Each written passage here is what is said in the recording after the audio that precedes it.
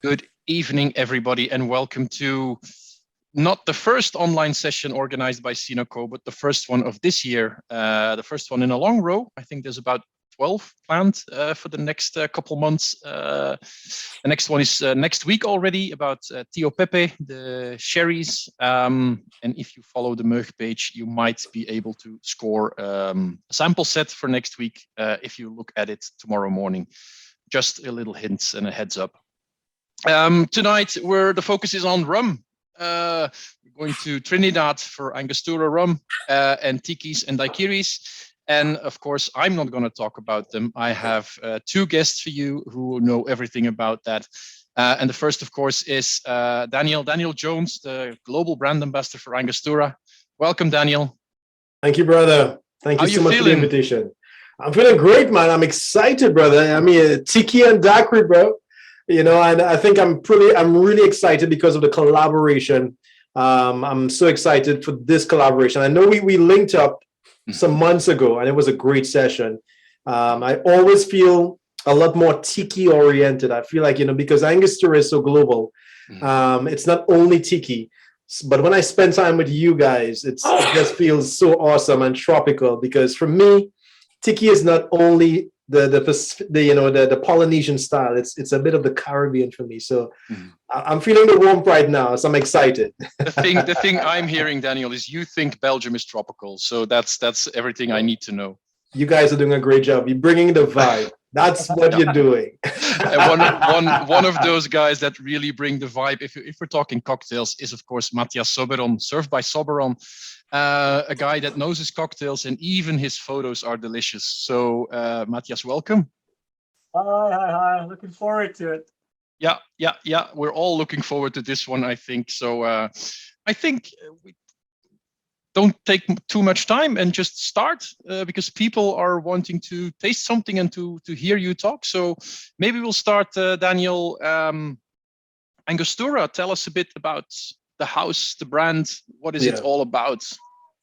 Yeah, everything starts with the flagship. I mean, when we talk about the bitters, you're talking about one of the most iconic ingredients in the world. And just give me a second here.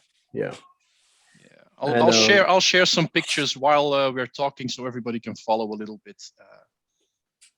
There you go. You should see that now. All right, thank you, man. Yeah, so when we talk about Angostura, we're talking about one of the most iconic cocktail ingredients in the world. And we start as a bartender learning about Angostura in classic cocktails. And this is what I love. Now, for me as a global brand ambassador, I've had the opportunity to travel to a combination of over 75 countries and cities around the world, really getting to see Angostura in so many different cultures and appreciated in so many creative ways from bartenders around the world. And, I'm proud to say that it comes from one island. So if you go to the next slide you're on, to give you a bit of a scope, this is where Trinidad is located. And next slide. So you see it's very close to Venezuela, and this is where Angostura was really created in a town called where Ciudad Bolivar is located currently. That is where Angostura was located or created in the town that was called Angostura. Now, what I love to share is that Angostura was designed initially as medicine. We all know this. But I think something we don't understand is that many monks in monasteries around the world were using botanicals in apothecary styles to create medicine for medicinal purposes. And I think this was the inspiration for Dr. Johann Siegert. And this is why Angostura is so unique. Today, it's still the #1 selling bitters in the world. And I think what makes it so special is that it was designed initially as medicine. So it brought that value initially. It tempers acidity. It helps bind, and it really helps, with any type of digestional issues. It really helps alleviate that. And it went into a second career into cocktails. And this is where the whole beauty of what Angostura can do really began. So I love sharing that Angostura comes from the island of Trinidad and Tobago, because when Dr. Johann Siegert passed away, if you saw on the map, Angostura is very close if you go back, you'd see how close Angostura is to Venezuela. Sorry, Trinidad is to Venezuela. So Trinidad is in the red circle and Venezuela is nearby. So his sons took the business to Trinidad, and Trinidad, to the next slide now, bro. So Trinidad is the island of all this vibration here. You see, Matthias is already dressed for the island vibe, man, you know? He already knows it. You know, we have this vibrant energy. We have great food and culture. We have our own genre of music. This is what you call the #1 carnival in the world, because it has this very intimate, true experience. It's a very authentic experience when you come to the island. And this is what I love sharing, because when I see Angostura around the world, I see a bit of the culture. I see a bit of the vibration. I see a bit of that energy. What I also love is that Angostura has been a part of the very definition of a cocktail. We've been a part of that defining culture. The first definition, defined in 1806, was defined as any drink that contains spirit, water, sugar, and bitters. Now, that shows you the influence that Angostura has. So if you look at many different styles of bitters during that time, and even if you include the many or multiple types of bitters that we have in the market today, you would see that you have the new era styles of bitters. If you go to the next slide, you see the new era styles of bitters, and you go all the way back. Angostura aromatic bitters was one of the first that transitioned from medicine into cocktails. So we've been a part of that foundation of the cocktail industry, and we continue to be a part of the evolution. Next slide.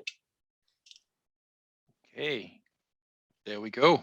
Yeah, so now if you look at classic cocktails, we talk about classics. We have Marilyn Monroe and the champagne cocktail. Now, bartenders, we all love a good old fashioned. Matthias, I know you're looking all tiki, and we're doing tiki and daiquiri today, but I mean, come on, we all love a good old fashioned cocktail, and I feel like as bartenders, when you learn classic cocktails, perfecting it is very important. And, when you learn to perfect it, you also learn how to use Angostura. So there's a special connection between the bartenders and Angostura. Now, look at this beautiful picture here, man. This is John Lennon of the Beatles, for those who know classic, legendary music. And if you look next to him, there's a bottle of Angostura bitters. Next to his cigarettes, I think. Yeah, man. I don't know, Matthias, what do you think is in his mug, man? I think he has a daiquiri inside there. What do you think? I'm pretty sure it is. Well, if Yoko allowed him, of course. But he looks happy. That's one thing I can say. He looks happy. And there's a bottle of Angostura bitters next to him. So, you see that influence that Angostura has around the world. If you go to the next slide, even the Queen of England is known to enjoy a nightcap of a pink gin. Now, today, the new era style of pink gin is a berry-flavored gin. Matthias, I'm positive you have a bottle of a berry-flavored pink gin inside in your inventory somewhere. I have a couple. But the traditional pink gin really started with the British Navy sailors, who would be paid in rations of gin. But the gin that they got was not the good gin that we have today. It's not the crafted gin. And they would use Angostura aromatic bitters to help alleviate or coat their stomachs. So they would put a measure of Angostura bitters in their cups and mugs and then add their gin. And that created the illusion of the pink gin. So again, Angostura being a part of that traditional foundation of classic cocktails. And we continue, now we grew into the evolution of what cocktails are today. I don't know if you guys had to sit down and watch this movie, Crazy Stupid Love. And it's one of those, nice little chick flicks. But there's a scene in the movie where Ryan Gosling is making an old fashioned. And the one ingredient that they show you that is visible, and you can see the brand, it's Angostura. And that tells you, movies never get it correct all the time, but that tells you that when you see Angostura, you know that it's complete, it's perfect. And that's the impression, and that's what bartenders understand. So they know that when they compete in competitions, having Angostura and showing your mastery behind being able to use it is a great indication of your skill level. When you go to a bar and you see Angostura in the bar, okay, I can order a good cocktail from this bar. It's really a mark of perfection. And this is what I love sharing.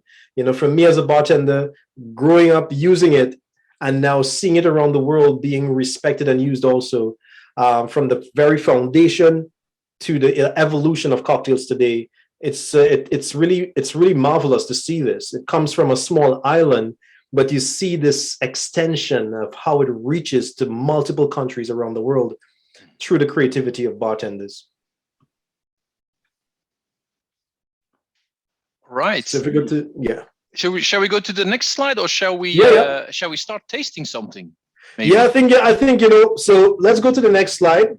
Yeah. Right. I'm going to go two more quickly. I wanted to show you this now. I talk about the evolution. I mean, we have the oldest cocktail in the world because some people don't know about this, right? This was done in 2013. Salvatore Calabrese created this at the Playboy Bar in London. And he used a 19th century Angostura Bitters. So listen up, guys. Do not throw away your Angostura, okay? Now go to the next slide. There's a bar in Melbourne called the Winston that created the most expensive cocktail in the world. And he used a dash of Angostura Bitters that you and I have today. This cocktail, however, takes 2 days to create. Matthias, I'm putting you up on a challenge, man. This one takes 2 days to create, right? And cost a whopping 9,000 euros. So that wraps up really the kind of introduction to Angostura. What I really want you guys to understand is that Angostura has been a part of the foundation, defining the cocktail era, and we continue to be a part of the evolution where you see the most expensive cocktail in the world, the oldest cocktail in the world. And if you go through Matthias' playbook of cocktails, I'm positive you're going to see a host of Angostura inside here. I already saw that one of the participants has linked to Matthias's blog with a bunch of old-fashioned recipes. So nice. Check that out, everybody. Always nice to read it. I don't have a bottle of 19th century Angostura Bitters, but I actually own a bottle of 60s Angostura Bitters. So wow. Nice. I Pretty can see cool. it. Yeah, that's pretty vintage, yeah. So maybe, Daniyel, if you're ever over in Belgium, we can... it won't be the most expensive cocktail in the world, but we can try something. Yeah, let's do something, man. Let's do something. I'm up for the challenge. And also announce it 2 days in advance, because otherwise the cocktail won't be ready by the time you're there. So. I think, is it a good idea that we start, Matthias, with you making a daiquiri, showing us how that works? Sounds good. So we were thinking about which daiquiri to get things going with, and we decided on using the Angostura 1919. Why? I think Daniyel could talk about it a little bit while I'm making the drink. It's called the Call Me Daiquiri because it will make you want to call me after you drank it. You know it, brother. So listen up, guys. 1919 is a gold rum, and we're going to taste the gold rum 1919 in a short while. But this is the first cocktail we're making here. I've been a global brand ambassador for over 8 years, and this has been one of my go-to cocktails. I love daiquiris. 1919 makes a beautiful daiquiri. Now, it's a premium daiquiri because we're using a premium gold rum that it has an age between 5 to 20 years of age. Now, what I love about this daiquiri is that it has the combination of rum, sugar, lime, and you have two dashes, two big boy dashes of Angostura aromatic bitters. And that's the key to this daiquiri. It binds the flavors together. It tempers the acidity of the lime and bringing a nice bright freshness that's well balanced with that soft finish to your daiquiri. And this is why I love it. It used to be called the 1919 daiquiri, but it just, 2022 just changed the whole scope. So now it's called the Call Me Daiquiri, because every time you taste this, man, you will want to call me, baby.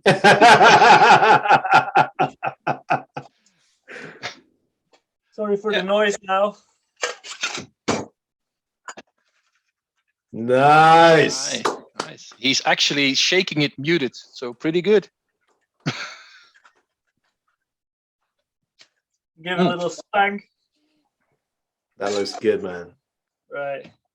So I love to see when the tin comes up and you see the dregs just running down. It's like, oh, that's good. That's good. Beautiful, right? Ooh, nice. Just if anybody's wondering, we'll share the recipes after this session with you. We'll send you the PDF with all the recipes, so you can do this at home if you want. So I've got my first drink here. First of all, cheers to this tasting. Cheers to Daniyel for joining us in this. We were also talking about it because, like, you know, everybody's always talking silver rums in their daiquiris, and while that could be the norm, you know, Daniyel and Glenn and Jeroen and I were talking the other day. We said, like, why go for silver if you can reach for gold? So that's a boom. Okay, guys, remember that. Could you repeat that, bro? Can you repeat that? So why reach for silver if you can aim for gold? Bravo. Well said. Matthias for president, guys. Thanks, guys. Very cool. Well, we at home, we are not making daiquiris. We can only watch you. But maybe what actually is a daiquiri? How would you define a daiquiri? What's the definition? I think if you look at cocktails from a template perspective, a daiquiri is a sour. You know, it has a spirit, it has a sweetener, and an acidic element. And in terms of sour, you see a lot of like whiskey sours, gin sours, whatever. But I think none of them is as legendary as a daiquiri can be. It's just, for me, it's the 3-ingredient sour that just screams legendariness, and it's both refreshing, it's effervescent, it's comforting, and it only takes that bit of rum to take you away from the drag of life, you know. And then for me, there's no other spirit that can do it. Mm-hmm. But it shows that it doesn't need anything else except for maybe a dash of bitters, you know. This is also something I wanted to say, like, every recipe we're going to talk about today, and pretty much every recipe we'll be dealing with in general, like, almost every time it will be elevated or better with just a dash of bitters in it. Mm-hmm. And if you read 2 dashes of bitters, add 3 to them. If you read 3 dashes of bitters, add a 4th dash. You know, it's never gonna be. It's the spices of it's the spice rack of the cocktail world. You know, so any daiquiri, whether you're making it with silver or gold rums, we can joke about it, but you know, that dash of bitters really can help a lot. And in essence, it's also the drink, you know, everybody can make it at home, whatever spirit, whatever rum story you have, just add some lime, some simple syrup. I did 2.5 centiliters of lime juice to 1.5 centiliters of simple syrup, so 1 part sugar to 1 part water. Depending on whether you like it a little bit sweeter or more acidic, you can go for equal parts, or for 2 to 1 or 3 to 2.5. Just play a little bit with it. Yeah. Also, depending on the rum, you know, just have to find the balance a bit, but it will always transfer you to some better place. There's no way a daiquiri will keep you on your seat. You know, you'll just go. You want to dance now? Yeah, absolutely. Yeah. Geert is asking in the chat. I see daiquiri cocktails with and without the foam layer. Yes or no for egg white? No egg whites in daiquiris. Whiskey sours, gin sours, even some other style rum sours can have an egg white, which will make a bit more velvety, but more silky, smooth tasting. But there's 2 sours that I really don't go for egg whites, and it's on one side it's a margarita, and on the other hand it's a daiquiri. Those 2, they need the edge, you know. They need the power. They need to dance. They don't need to be a pillow, you know. They want to play around a bit more. So absolutely no egg whites in daiquiris for me. Okay, cool. Let's go back to something that you said, Daniyel, the 2 big boy dashes, because there are how to put it. There are levels of using bitters. Of course, you can use just a little bit small dash. Yeah, I think it should. If you think it's just enough, it's probably not enough. Is that rightly put? Yeah, in one sense, I fully agree with that, and I fully endorse that. You know, and I'll tell you, I also want to show respect to those who are very meticulous with their recipes. When you get meticulous with recipes, you're talking about knowing the exact amount of bitters that you're going to add to your drink. You want that consistency. So if you taste the daiquiri from me, it must taste the same when Matthias makes it. So when I say big boy dashes, I think I have adopted that because when people hold a bottle of Angostura Bitters, they tend to sometimes be a little bit afraid of dashing because you have this little dash that just jumps out at you. It's like, surprise. And, I'm telling you, many of my white shirts were victims of that in the earlys.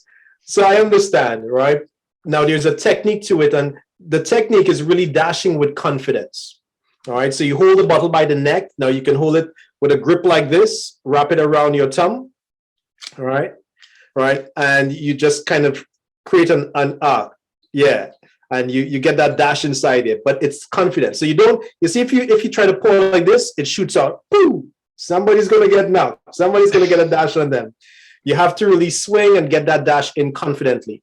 If you want to hold the base of the bottle, that's also another option. But when you do it, make sure you get a fulcrum. You want to get that little swing and you go diving. So that's why I say big boy dash. On the island, we have the term big boy. It's like you have, yeah, he has confidence, man. He looks good. That's a big boy. He's done this before, I think. Yeah. Everybody should do it right now. Just practice a little bit in your living room, whether you have a bottle or not. Just practice the move. Yeah. Boom. Nice. Boom. So remember to dash with confidence. So that's where the two dashes comes in, bro. Yeah, that's cool. So you can, and then I understand that you can use it as dashes, as like small additions, because it's big flavor, of course. But you can also build cocktails with more than just a couple dashes. Oh, yeah, definitely, man. Matthias, I'm going to start with this and you jump in after. So for me, I love seeing the creativity of bartenders around the world. Bartenders, influencers, like Matthias, who just know how to, they use bitters, Angostura with their own inspirations and forms of creativity. So, Euron, if you pull up the slide, look, there's one with a Pisco Sour. Pisco Sour. I'll look at, just talk on. Yeah, I'll look it up. If you go to Peru and you have a Pisco Sour, just, you get a good Pisco Sour, you're going to see 3 dashes meticulously on top of your Pisco Sour. Now, again, this is a different approach to using bitters. Normally, you put the bitters integrated into the cocktail as an accent. So, yeah, did you find it, Euron? I can't find it. Is it? Yeah, it's right after right after the last slide. It's not too. I've got rum old fashioned here. I haven't got any Pisco Sours, I think. No, it's not. It's just the look of it. So you see the appreciation of yeah. So it was the slide right after the last one that you put up. So you can just go up for the last slide that we were on. So the Pisco Sour is 1. The last. Okay, yeah. There we go. Just after. Yeah. After the most expensive cocktail, is that what? Yeah. So after the most expensive cocktail, you'd see some. Share the screen. So I love showing it because when you see it now, so this is the production process. So you go pass this for me, yeah, pass this for me, yeah. I want to show you, yeah, pass this here. Let's go. Yeah, you're gonna go. Yeah, you're gonna pass all this here. Right. Go back. This one. Yeah, that's it right there, man. So you see the beautiful Pisco Sour. You see that nice foam. So good. You were talking about the egg white, So we have the sours. We have Pisco Sour, which is also a sour that has that egg white. And you would normally put a mist or a few drops on top of your Pisco Sour. And if you go to the next slide, you would see the Queen's Park Swizzle that has 8 dashes. 8. Now that's a lot of dashes inside here. We're moving from 3 to 8 dashes inside here. And when you sip on the Queen's Park Swizzle, you're gonna feel like Matthias, right? You're gonna feel like you're wearing that shirt that Matthias has on. You're gonna feel so tropical and so vibrant. Now, if you go to the next slide. In Chicago, there is a bar that's called Best Intentions. It's an industry bar where, fellow bartenders go to this bar. Now, we do not, at the House of Angostura, we do not promote drinking Angostura Bitters as a potable ingredient or potable digestive. It's an accent where you add a few dashes. However, bartenders love to be creative. So this bar actually serves chilled, undiluted shots. They have, instead of cranking down beer, they have a Cobra head cranking down chilled, undiluted shots of Angostura Bitters for $4 per shot. My. Now, if you've never had a shot of Angostura Bitters, I can tell you it's a whole different experience. But I'm sharing this not to advocate it. I can tell you when I see Matthias, we're going to be having shots of Angostura Bitters. It's going to go down. But I'm not promoting it. What I'm highlighting here is the creativity that bartenders love to just use, Angostura in their own way, from a few dashes in a cocktail to having shots of it. And Matthias, I'm positive you have some drinks you can tell us about. Yeah, absolutely. So the first drink I wanted to highlight is actually, it's something I'll just be making quick as well. It's called a lemon, lime, and bitters. It's a drink typically served in Australia. It's actually promoted as a mocktail, as an alcohol-free drink, because it only uses Angostura bitters as an alcoholic ingredient and only several dashes of it. But it can go from 2 to 3 to up to 7 or 8 dashes. Whatever you fancy yourself. You're going to add some lime juice and Sprite or 7-Up to it. So if you look at my glass, I filled it with ice cubes, just ice cubes. Just gonna go, confidently. Yeah, that's it, man. The big boy dashes. Big boy dashes. You know it. To that, we're just gonna add a splash of lime. It can be, I'd say, 10 to 15 mLs. I just squeezed some lime right before the show because I knew I was gonna make a lot of drinks. Add it in there, and then we're gonna top it off with lemon lime lemonade. 7-Up, Sprite, whatever brand you like using, doesn't matter. And that just on its way. I think I did about 6 or 7 dashes, and just like this, you're making a drink which is super effervescent, but you really get a kick out of the Angostura bitters. It doesn't need like the full shot that we just saw in the picture. It doesn't need to be that. But 6 dashes is enough to turn this regular lemonade that you can have, and you say, it's a bit too sweet, a bit too cloying. Add it to the drink, and it will just play around with all the flavors. And for people who are not drinking or drinking less or just want to drink in between cocktails, this is absolutely, it holds almost no alcoholic value. It's just a really great, refreshing drink. You look good, man. You look good. I can't tell, man. You look like you're drinking something good. Yeah.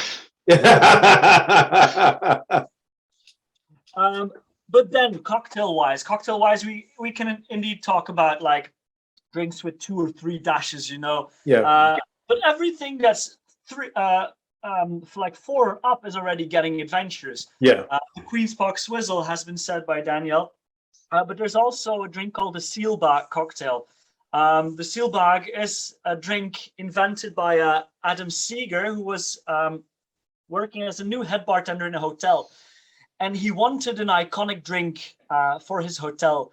So what he did, he said that he actually found a 1917 menu somewhere in the archives of the hotel that held a recipe for an iconic drink made at the hotel, which is a story he completely made up because there weren't records of drink. But he wanted a way to make something really iconic, and it held bourbon triple sec.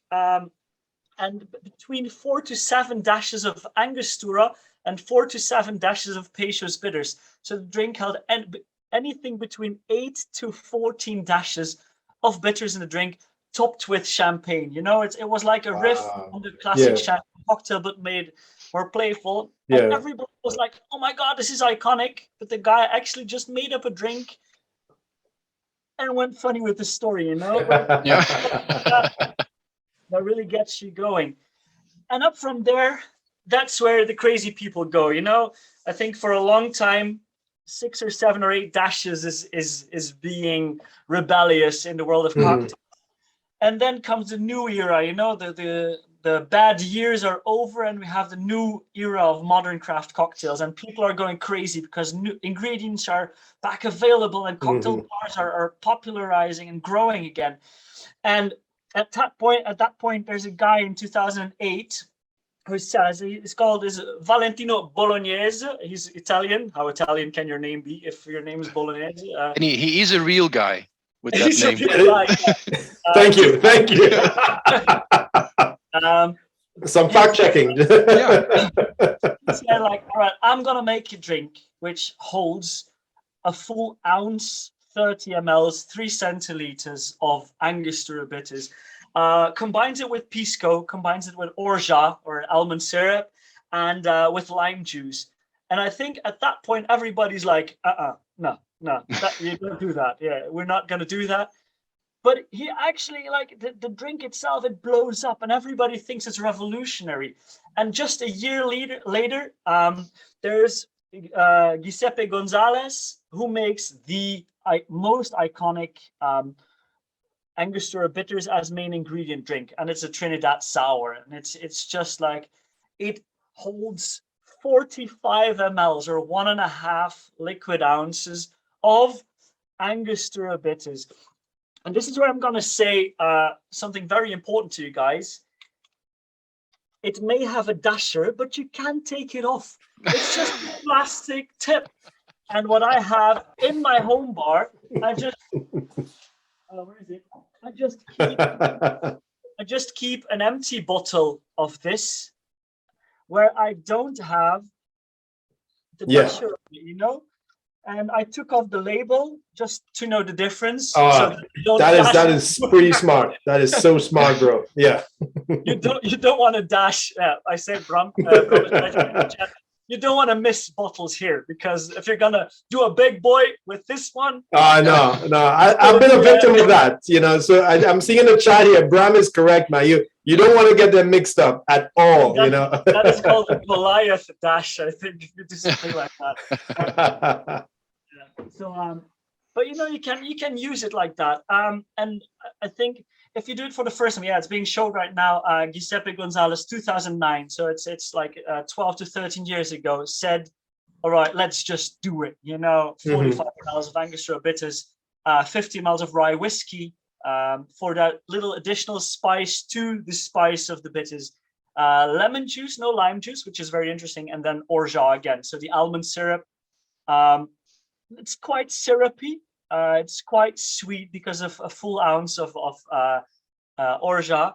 But those bitters really balance things out. And what you get is this frothy drink. The mouthfeel is so intense. The color it's not transparent at all. But it sounds so wrong on paper, you know, but it's absolutely delicious. And if you've never tried anything like it, just try it. You know, just say, whatever. Most people who have this at home, and I'm not talking about bartenders, but I know like people who just like make a drink once in a while, you're not going to empty this anytime soon. Never. So just take off the dasher, just go like, all right, just use 4.5 centiliters of it, mix this up, and you'll be amazed at what the possibilities are. Yeah. And one last drink that I really wanted to highlight as well is the Angostura Colada, which is just like a pina colada, where you take coconut cream and pineapple juice, maybe a little bit of lime juice if you like the acidic touch.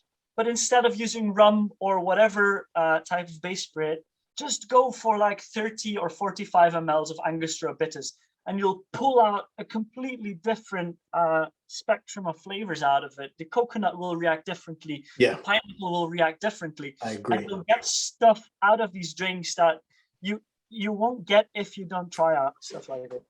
Bro, listen to me, man. You're so right. So as kids on the island, right? Every house on the island has a bottle of Angostura bitters, because we cook with Angostura bitters also. On a Sunday, it's like the ice cream day. So we go to the local vendors. You get your favorite ice cream, coconut ice cream or whatever local seasonal fruit. And you go back home and you take your bowl of ice cream, your coconut ice cream, and you grab your bitters and you add a few dashes while you're eating. And I'll tell you, yeah, you add the big boy dashes. You're not shy about this. As kids, you taste the spice with the coconut. So for me, a pina colada is not complete. You know, when you make a good the classic pina colada, when you finish, you add a nice flute of a spiced rum, you know, inside of there, like a heavy bodied rum. No, what you said is perfect. Add the bitters, man, like a nice measure, because it brings that spice with the pineapple and the coconut. And I'm like, oh, man. If you like pina colada, oh. Feeling it, man, feeling it. Listen, guys, I see some people in the chat who are getting thirsty because we're talking about these bitters and showing cocktails.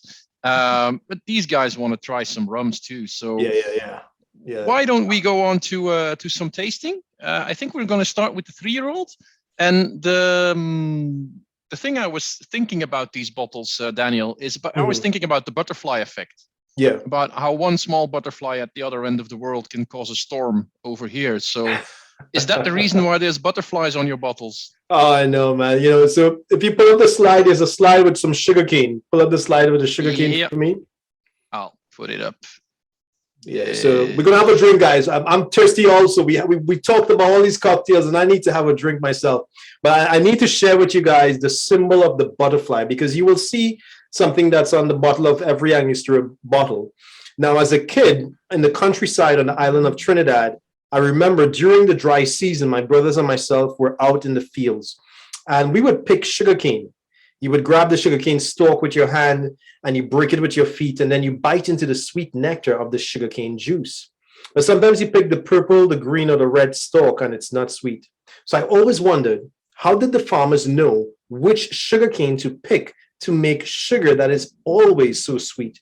And I found out that the farmers knew when the sugarcane was at its ripest and ready to be harvested whenever the butterflies would sit on the sugarcane. For them, it was a sign from the gods. So you can go to the next slide. So the farmers felt like this was a sign from the gods. And for us at the House of Angostura, we consider it a mark of perfection. And this is why we adorn all of our bottles with the symbol of the butterfly. So if you look on the label, you look on the top of the cap. If you look on the premium rums, on the base of the bottle of the premium rums, there is an embossed butterfly on the base. So if you go to the next slide, Euron, go to the next slide, you would see it at the base of every bottle. Oh, it's not on this. Sorry, I apologize. It's not on this one here. On the base of every bottle. So you could stop sharing. I'll show you my screen. Yeah. On the base of every bottle, there is an embossed butterfly. Yeah. Now you see right there. Nice. Yeah. Now, if you put it down, you don't see this when you put the bottle down. But I can tell you that this is part of the culture, because the rums at the House of Angostura, they're called heritage rums. The rums reflect the culture. So what you're going to taste here is a part of the island of Trinidad and Tobago. Now, I'll tell you this. If you put it under a bright light and a magical butterfly appears, you've had too much rum to drink, my friend. I'm going to try that for sure. Yeah. Let's have a drink, man. Let's have a drink. So the first rum that we're going to taste is the Angostura Reserva. It's a white rum, or what you would call a silver or a neutral rum. Now, this rum, unlike regular or common white rums out there in the market, this, however, has been aged for 3 years. So there is a maturity of 3 years of aging in this particular white rum, which is the Reserva. So you can pull the Reserva up on the screen for a moment before we pour into our glasses. So like I said, 3 years of age. We use charcoal filtration, so it takes away the color.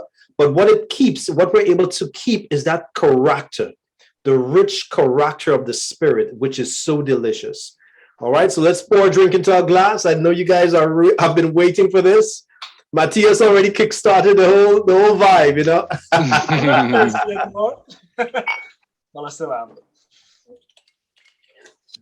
Oh man, so excited to have a drink with you guys. Matthias, it's been so long, man. I've just been a fan of your work, and you know, I get to sit with you, not in person as yet, but you know, I'm looking forward to meeting up with you guys and having a drink.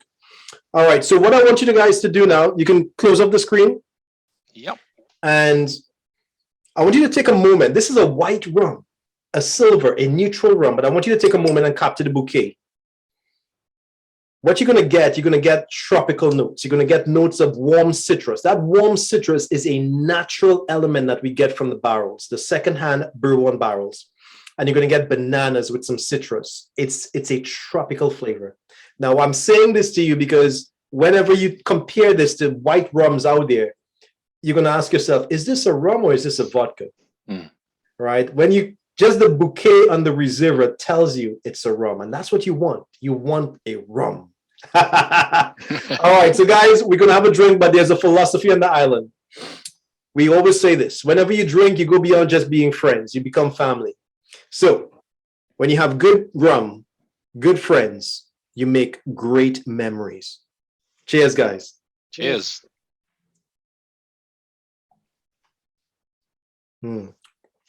Is there a Trinidad way of saying cheers, Daniel? No, we're British influenced, so we go with the English version of things. What about you on your side? Skål. Skål. Skål. All right. Nice and easy. Yeah, man, I love it. So you taste that tropical notes, the bananas, the citrus. It's so delicious. It's yummy, man. Like when you taste this, you're like, yeah, I want a mojito. I want a pina colada. You start imagining tropical flavors of cocktails from just tasting the white rum. And this is what I love about the Reserva. Yeah, the touch of coconut, you're so right. Yo, yeah, the touch of coconut is very delicious. All right. So Matthias, listen up, man. You are the creative genius in this group here, right? So you tell me, man. I love when I meet people like you who are just so creative with cocktails. What are some creative sieves that you think come to mind when you think of the Reserva? Well, I think that you said something like you already said two drinks that I had in mind. Like, for example, every time you see a colada or a mojito, I think the Reserva is right there where it needs to be. It's a way of serving it, and the coconut and the banana flavors come up so beautifully. And I think this is the exact rum where you want to play with daiquiris. You know, you see on menus, especially once you're in the craft cocktail scene a bit, you get a bit how do you say it, wary of strawberry daiquiris or banana daiquiris. You're like, I'm not going to order that because I'm going to get something nasty, you know. At the moment you realize that you can actually make a good strawberry daiquiri or a good banana daiquiri or a good mango daiquiri, whatever, that's where it gets fun, you know. It doesn't have to be with chemical flavors. It doesn't have to be blended in a way that you miss out everything.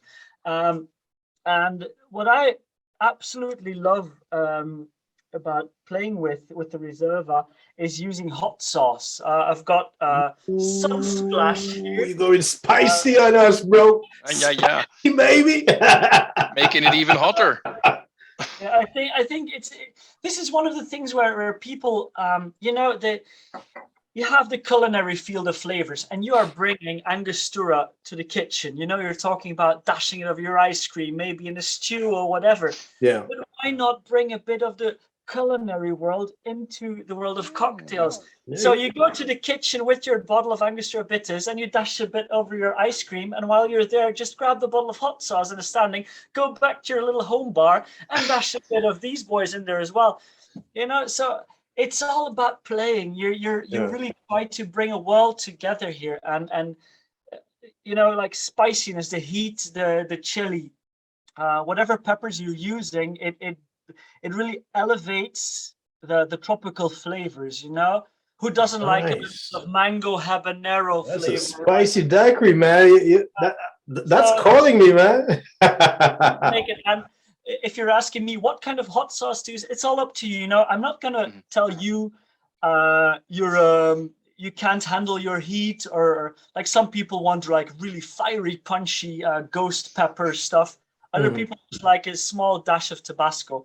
But I'm just going to make myself a funky little daiquiri here just by adding some hot sauce to it. And of course, some Angostura Bitters, because as we said at the beginning of this masterclass, every drink we're going to talk about is elevated by at least a single dash of Angostura Bitters. And if you have limes at home and you have some simple syrup at home, just go for it. Right now, run through the kitchen, get that Tabasco, and shake along with me. If you don't have anything, just be jealous or sip that nice little sample of Reserva you've got there. Let's continue on to the other drinks because we've got a lot of time to go. And in the meanwhile, I'll be making the spicy daiquiri as you see on the slides.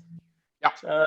We'll see. We'll see. We'll check if your version matches the photo that you made here. So in a while you're doing that, maybe we should go on to the 5-year-old. Daniyel. So let's jump into the 5 now. I just have to say, Bram is correct, man. Like flavors like passion fruit, anything tropical really goes well with the Reserva. So I'm excited. I love the concept of the spicy daiquiri, but so many tropical flavors go well. So we have a 3-year-old aged rum. We're starting with 3 years of age, right? And so I want to highlight that this takes time, and then this is where we start. All right. Now we take this particular blend. It's called the Caribbean rum range. There are 3 expressions of this particular rum range. It starts with the Reserva. The second expression is the 5-year-old version. Now it stays in the barrel for 2 years longer. And now we have the 5-year-old Caribbean rum from Angostura. This particular rum is what you call a gold rum. So we move from silver to gold. And what I love about this is that you get a bit more of those caramel spices with a bit of vanilla aroma, all combined with the banana and the citrus and the coconut. Oh man, we're talking yummy going up on a level here, man. So this is the 5-year-old, one of my favorite gold rums to use when I'm talking about just simple cocktails. I have this, Matthias, I have something called the KISS principle. Keep it simple, stupid. You know it, right? Nice, man. I love the shake, man. You look good, bro. You look good. Nice. Yeah, so the 5 is great, with so many different elements.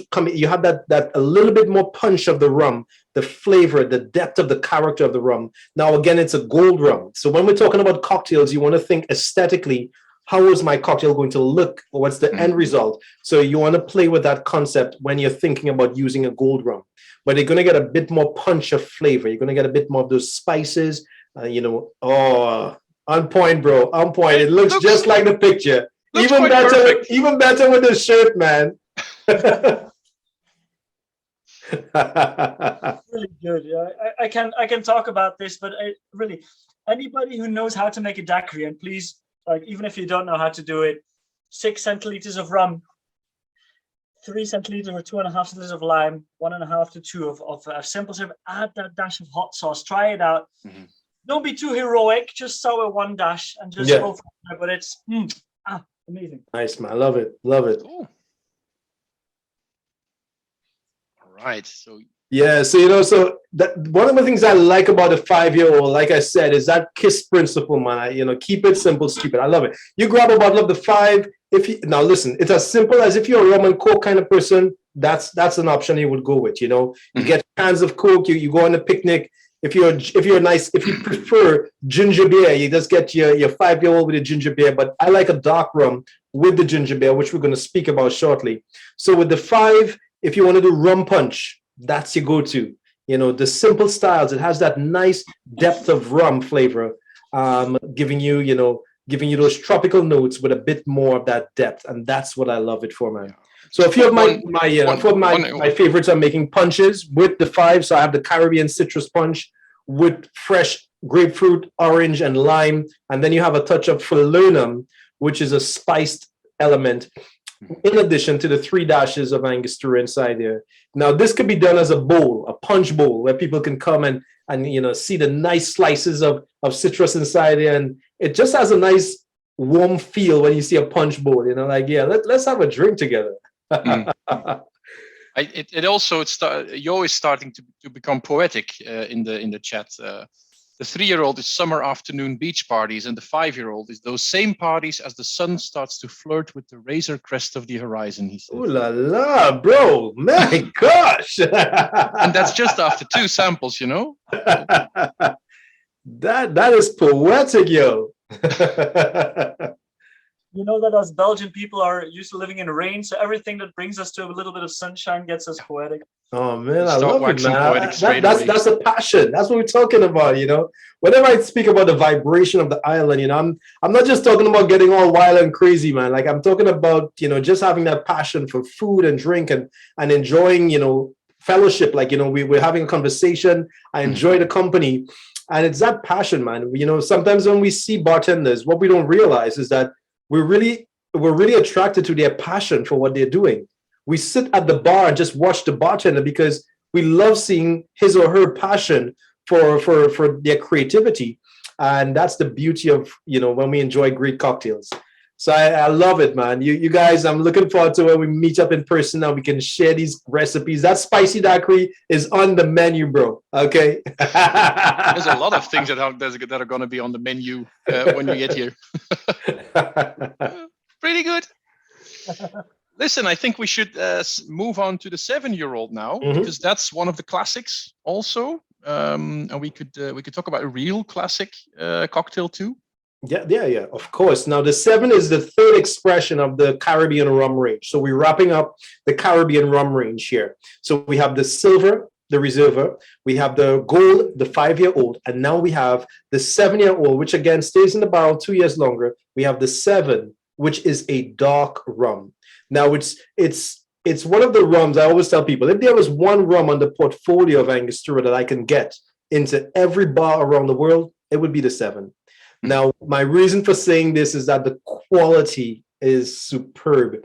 And I feel like it's one of those underrated rums, man. I'm like, the price should be twice, man. Like, listen, this is such good quality that, you know, I love the 7, you know, hands down.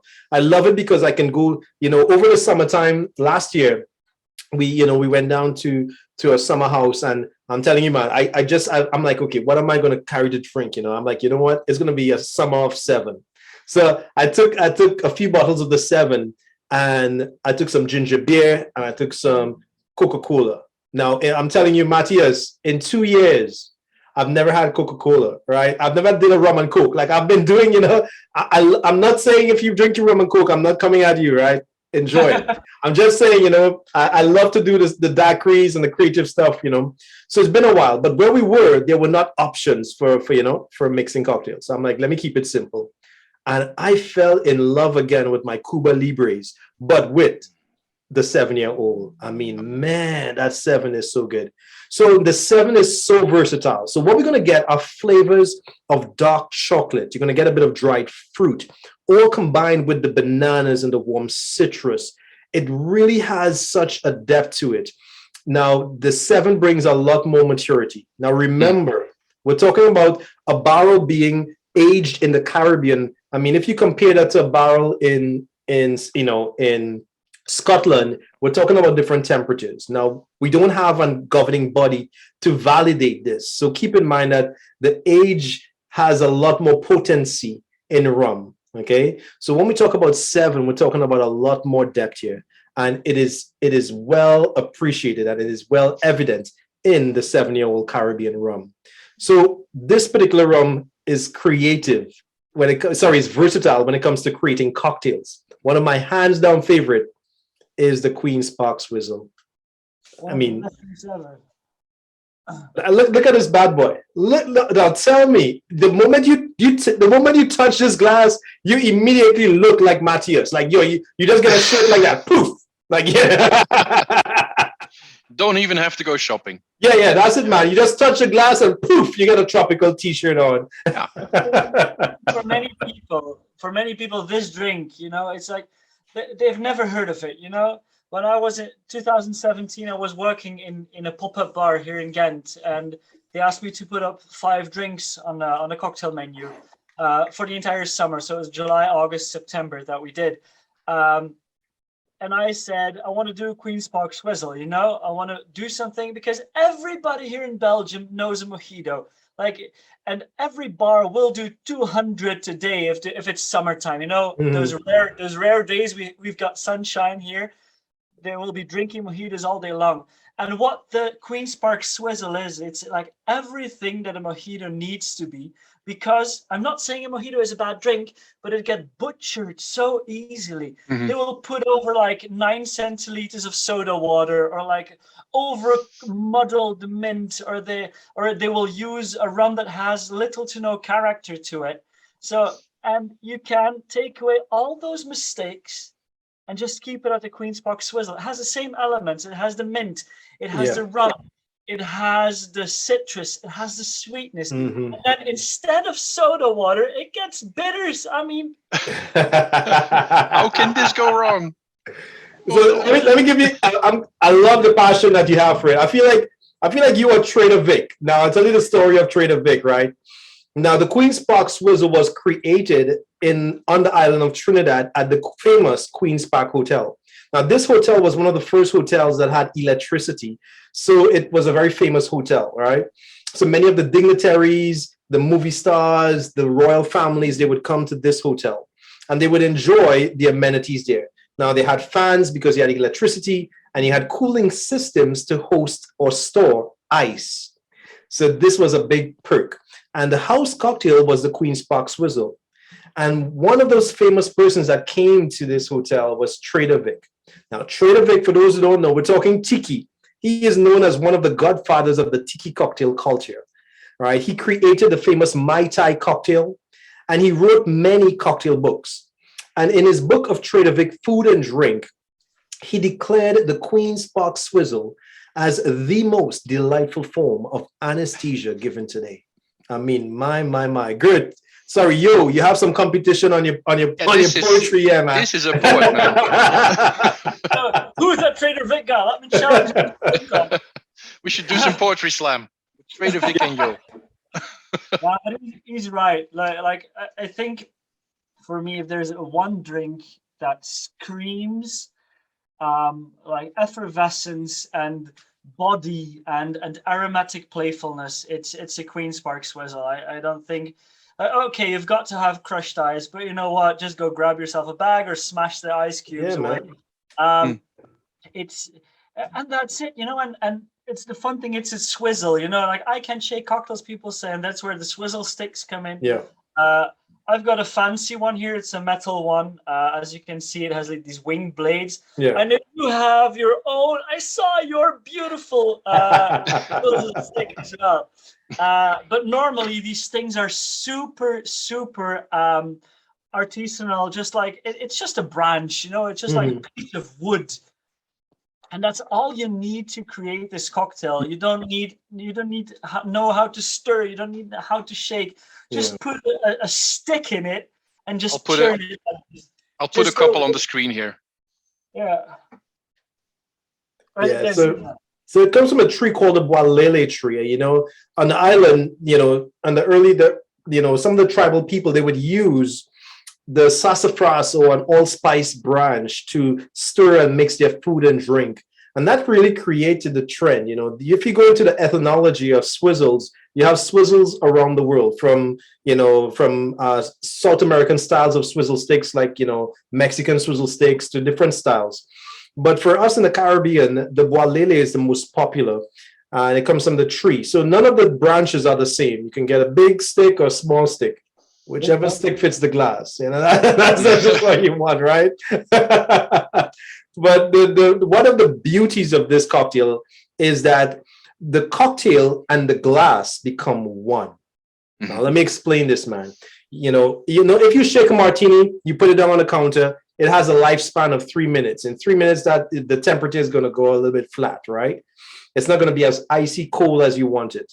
With the Queen's Park Swizzle, when you finish making this, because you're swizzling, you're integrating the chill factor, the dilution, all together with the glass. So the moment it sits for a few seconds after, the outside of the glass becomes frosted. I mean, can you imagine that on a warm, sunny day? Having a glass, oh my gosh, no wonder Trader Vic was so poetic, bro. Just making everybody jealous with your glass. That's perfect. Yeah. So that's what I love, you know, the 7. So we talked about the cocktails with these different serves.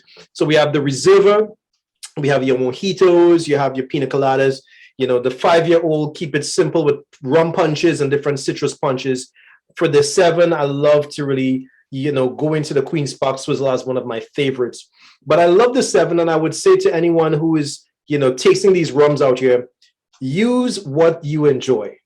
If you enjoy ginger, if you enjoy passion fruit, if you enjoy Coca-Cola, whatever you enjoy, try it with the rums. And then you can explore some of those creative serves. You can go into Matthias's playbook that there's a link for and try some super fancy cocktails. All the best to you, right?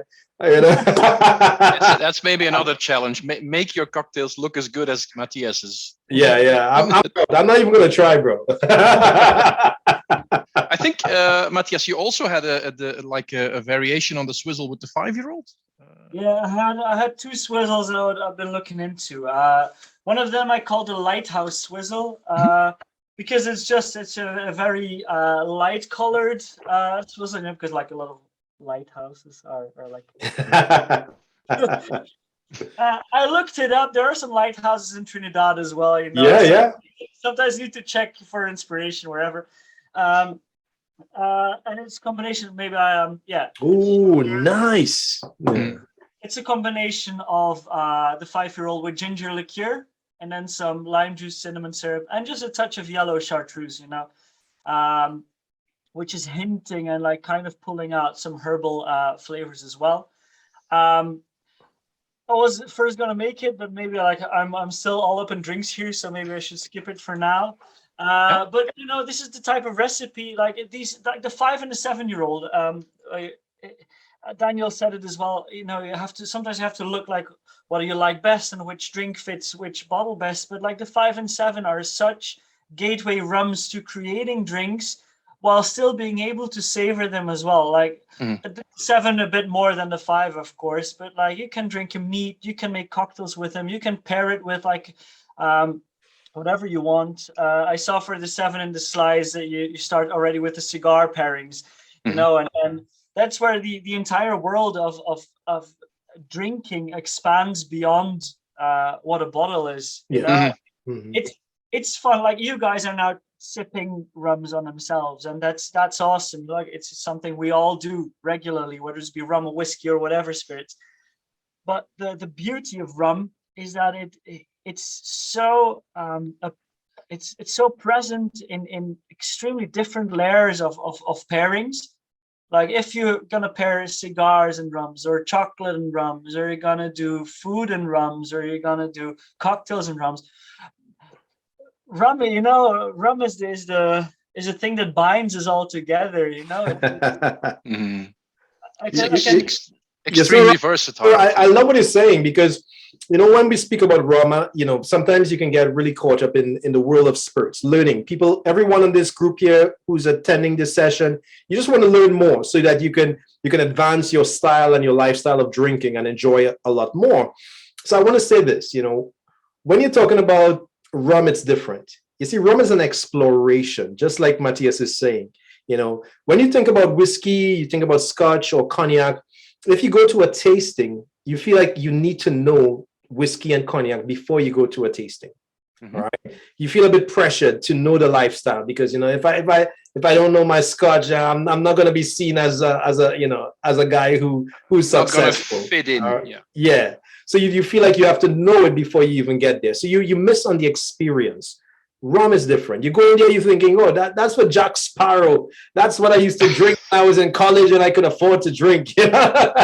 If a pirate can drink it, why can't I? Yeah, you think that. And then you come into this world where it's different. And I get to tell you, listen, man, you know the bitters. Let me tell you about the rum.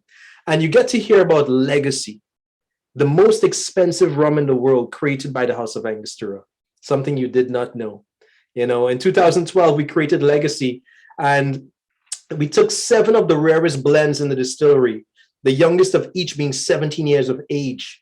And the bottle was done by the luxury boutique brand in London called Asprey. And it was an opportunity for the master distiller to showcase his craftsmanship, and also for us at the House of Angostura to elevate the category of rum. The starting price of each bottle was 25,000 euros. And they were all starting prices at auctions. Now, mind you, all proceeds went to charity. So again, it was, yes, a big marketing opportunity, but again, all proceeds went to charity. And I love that, there were only 20 decanters that were made. So it's still a mystery in my ear. I don't know how it tasted. if you guys know anyone who has a bottle and they're looking for a drinking partner, I'm volunteering my services for free. Wasn't that the next sample? Oh yeah, I was going to say. Unfortunately, this was the last cut from the lineup. We had to cut one, so this was the one we cut. Yeah. But you know, I love sharing this because the perception of rum is different today. Rum is the most consistently growing categories of spirits, and that's why you keep seeing all over the world, you keep seeing rum festivals popping up. That's why we have platforms like Euron. You know, this is not just tiki and daiquiri, this is about rum, you know, and Angostura is one of those products in that category that has a very unique style of rum. And it's so unique. Let me just highlight this. We just tasted 3 rums, but what you really tasted is the only Trinidadian style of rum. You see, if you think of rum as only a British style, right, you have to compare it to Jamaican and rums from Barbados. Mm-hmm. Now, if you go to Jamaica or Barbados, you have to visit about 5 distilleries. If you come to the island of Trinidad, there's only one distillery, which is Angostura. Now, the Spaniards came to the island of Trinidad first, right? There are different influences. They came looking for El Dorado, the mystical city of gold. And when they came, they saw sugarcane. And they were not happy about that. They were not ready to do any agriculture work. But during that time... were they in for a surprise. Exactly, man. Big beams and stalks of sugarcane. That's not gold. But during that time, the rum production in Europe was massive, and they were a bit behind. So they invited the French, who were building sugar mills in Guadeloupe and Martinique, and they came and they built some of the early sugar mills. Now, one of the rums that is not on your sample stock today, it's the 1787. And 1787 on our portfolio pays homage to the first sugar mill that was built by the French in 1787 called the House of La Perouse. Now, 10 years later, we had over 159 sugar mills on the island. And then the British came and took over. So yeah, this is a 1787, that pays homage to the first sugar mill that was built. Now, I told you guys, our rums are heritage rums. You see a timestamp.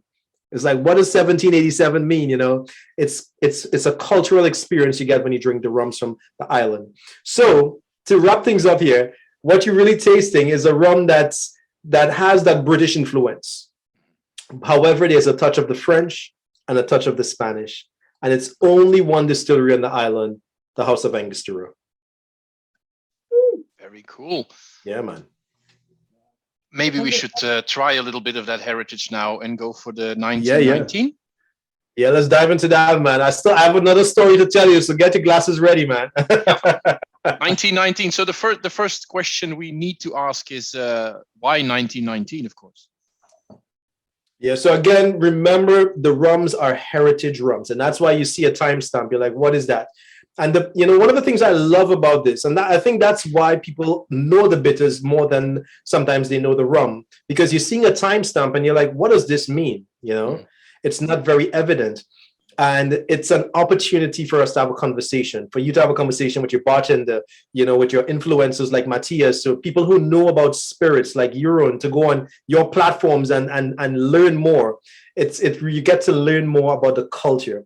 So 1919 was really an inspiration of rums that started with one of our past master blenders, Mr. Fernandez. Now, Mr. Fernandez loved to experiment with different styles of rums. And he heard that a warehouse had burned down. And the only thing that survived the fires were barrels of rum. So imagine this, bro. You burn a barrel on the inside, you char it on the inside, and you put spirit inside there, and it releases congeners and oils, and it does some magical stuff. Imagine if these barrels were exposed to heat on the outside. Now, you can't go burning barrels with spirits inside. That's not going to work, right? Slight hazard. Yeah. There's a lot of risk involved there. But imagine a barrel exposed to such extreme heat. And he got excited and he purchased the barrels that survived the fire. Now, the fire took place in the year 1932, but the barrels were filled in the year 1919.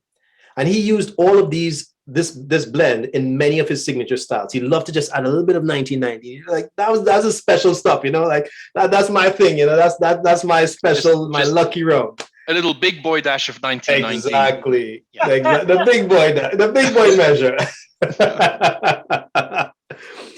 When he passed away, the team wanted to pay homage to him and celebrate him, and they felt like the best way to do that was to recreate his favorite blend, the 1919.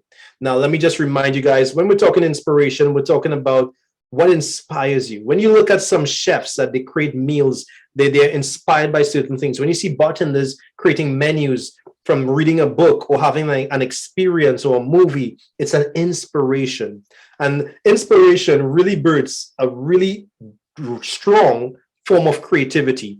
So, so when we're celebrating and trying to recreate the 1919 blend, we got his family members who are alive, involved, and they have bring the blend as close as possible. And this is why I love the 1919. Now, the 1919 is one of those rums that someone like you, Euron, you're familiar with rums, right? You can taste 100 rums, but when you taste 1919, it'll stand out. Yeah, sure. Exactly. That's 1919. And that's how unique 1919 is. So let's have a drink, guys. We're having a nice gold rum. Now, there's the range of this blend. It's a blend that ranges between 5 to 20 years of age. Now, remember, the blenders are the real heroes. I might get to put on a nice suit, but the blenders are the ones who really understand the spirit. So they know the measure to work with. It's a gold rum, but let's capture the bouquet because it's filled with a lot of aroma. So on the nose, you're going to get honey and maple and a bit of butterscotch. All right. So you get that nice warmth of vanilla just wrapping your nose. It's very inviting. It's like, I need to dive into this. So remember what I said, guys? When you have good rum, you have good friends, you make great memories. Cheers. Cheers. Cheers.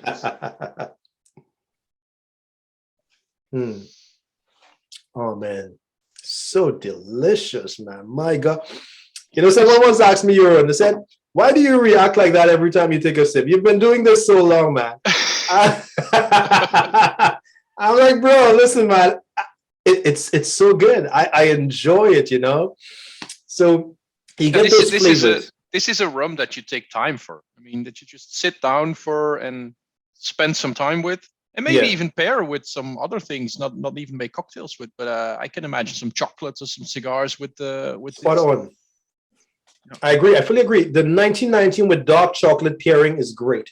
So I would say when you're doing pairings, you start with 1919. Do a 1919, and the next rum that we're going to taste is the 1824. So I'm jumping a bit here, but you do a chocolate pairing. If you guys just try this.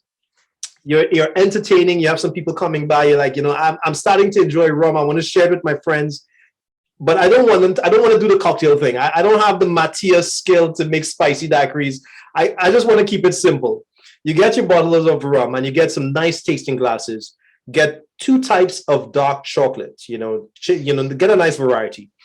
Different cacao beans or stuff like that. Mm-hmm. And pair one with the 1919 and pair one with the 1824.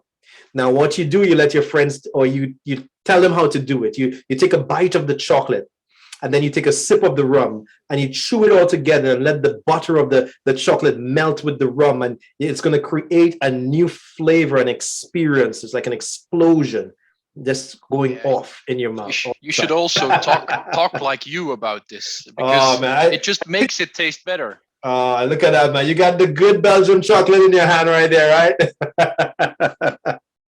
Pierre Marcolini, for the ones who know. It's the good stuff. Nice. This is Peruvian, but it's 72% cacao. Yeah, that's what you want.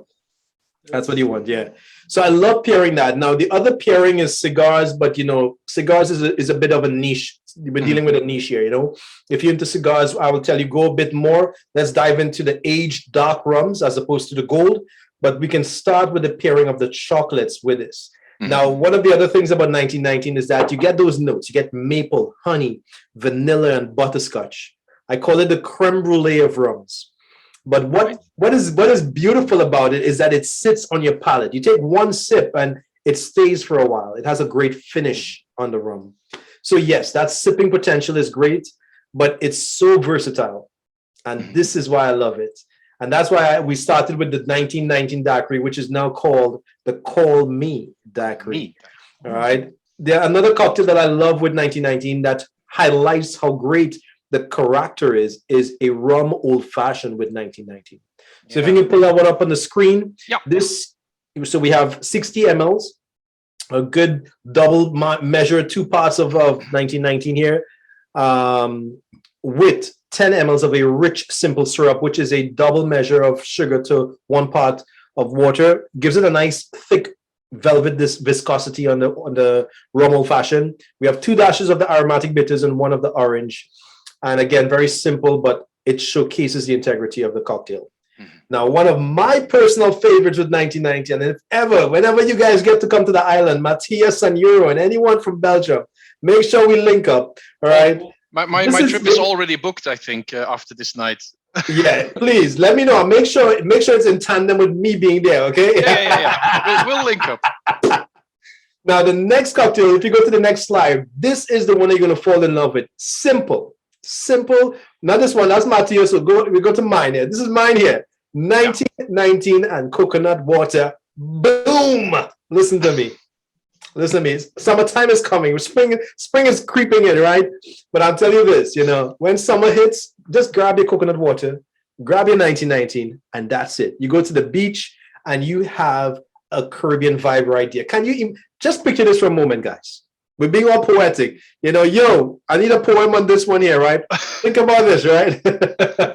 Close your eyes. You got 2 minutes. Yeah. Write a poem. So imagine this. You're on the beach. You're hearing the sound of the shoreline. And in your glass, you have coconut water with a gold rum that is just full of flavor and character. My. Can you imagine that? This. Oh man, come on, bro. now we're doing soundtrack pairings too. Wow. Oh man. So anyway, please, Daniyel. So let's go to Matthias. Matthias, tell us what's a nice cocktail option with 1919. Well, so for this one, we're gonna leave the tiki and daiquiri spirit a little bit behind. I think the 1919 and the 7-year-old are like the transition point where tiki is about escapism. It will take you away, will transfer you to a different place. But then there's classic cocktails that do the same. And actually, Daniyel, like we didn't even rehearse this, but with the sound waves, you did the same. Like you have a drink here that is so simple that will take you away from the slum of life, the rat race that is the European way of life. We're all used to wake up and dress your kids and go to school and go to work and go back home and cook food and go to bed. And next morning we do the same. But what for me, like the essence of making drinks is that you push that pause button. You push that pause button on life, and all of a sudden there's something different, And whether it's the crashing of the Caribbean waves, whether it's like the wind going through the palm trees, or whether like watching the sunset that we had with the 5-year-old. No, we're talking visuals. We're talking audio feels here. Yeah. Everybody is in it. But for me, like one of the drinks that really does that as well for me is a palmetto, and a palmetto is essentially just a rum Manhattan. Originally it would have been equal parts rum and sweet vermouth, but I tend to use a little bit of more rum because So why not? Yeah. Rum. I'm going to combine it with a sweet vermouth that actually has a sherry base.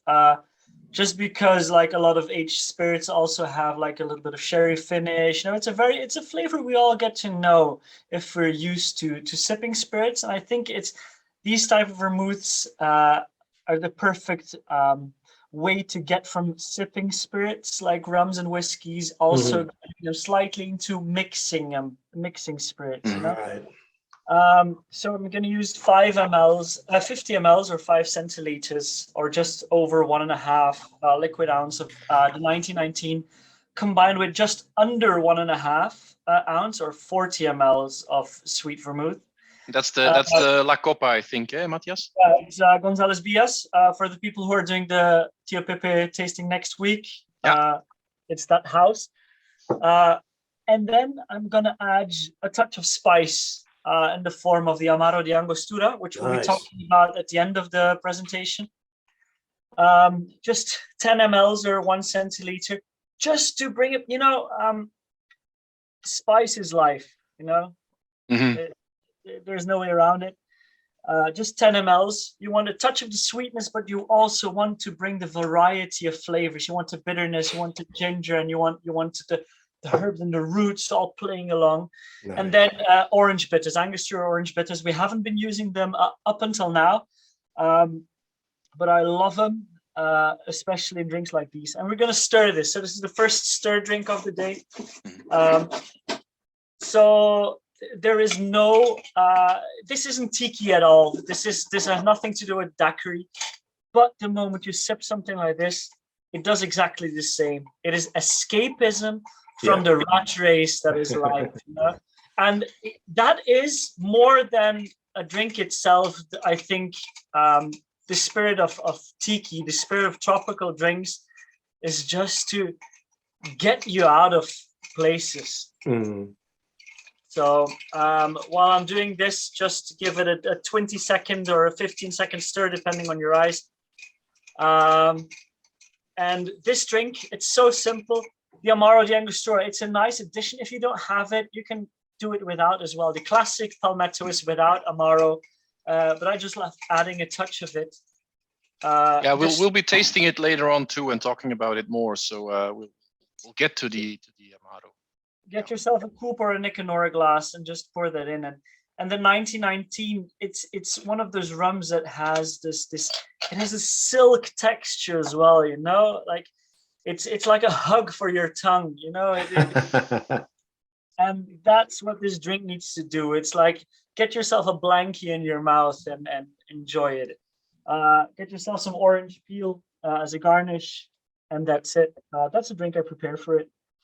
You know what I really like about your photo on the Palmetto is that you actually created a butterfly to sit on top of the glass. Oh, I always wanted to say it's intentional. That's true. Yeah. It looks like a butterfly, man. Yeah, it does.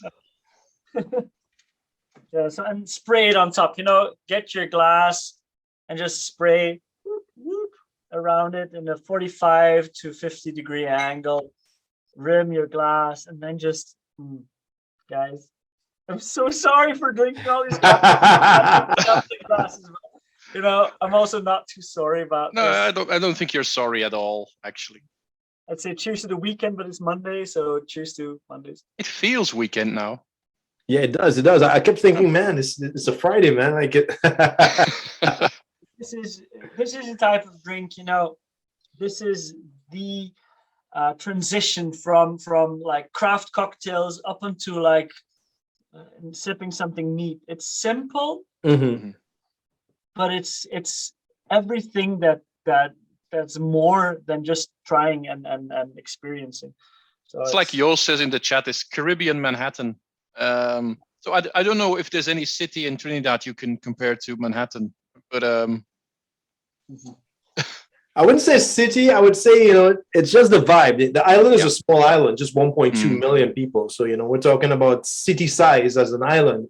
So I think what we're dealing with here is just the vibration, like you come to the island, you get the experience, but Trinidad is a bit different in that it's not, we have Trinidad and we have Tobago. Trinidad is our GDP is based on oil and gas. So it's a very wealthy island, right? So when you come, you don't really see tourism being the highlight.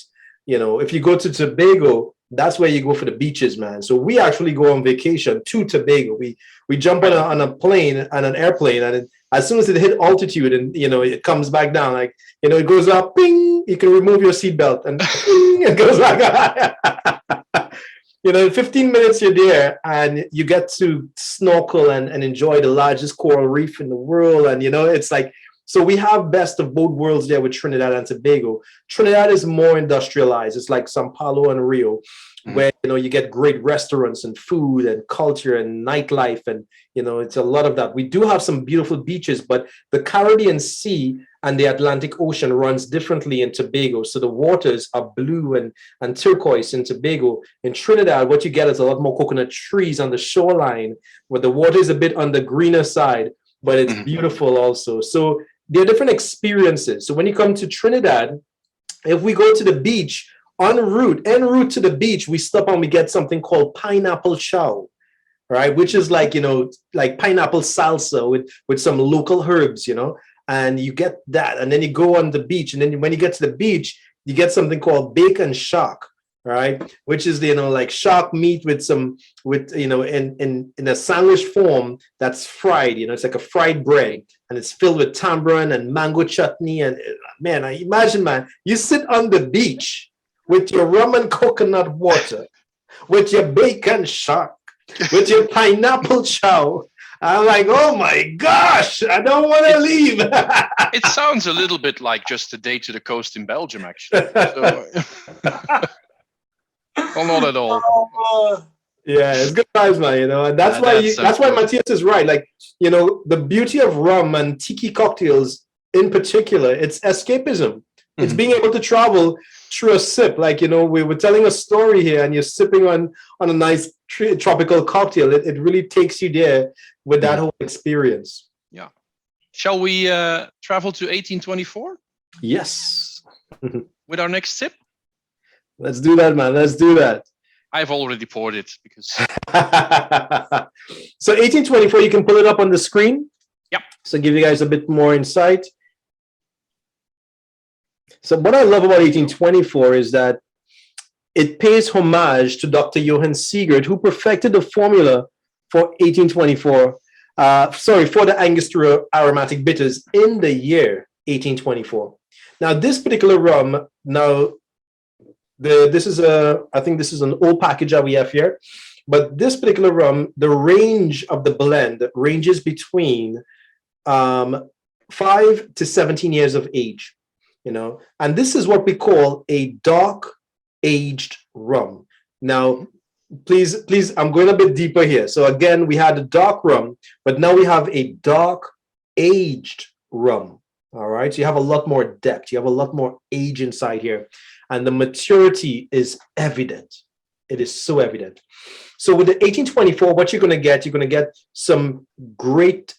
I mean, come on, man. Let's just pour the glass. Let's get a glass ready. I need to pour mine. Give me a sec here. I love the 1824, man. So whenever I travel, right, I do a little Peaky Blinders thing. I have a flask inside of my shirt pocket, because sometimes I go to some markets and they don't have the 1824, and I love the 1824 with my cigars. So this is why I'm excited to share this. All right, so let's capture I'll take a look at the color. Take a moment so you can stop sharing the screen.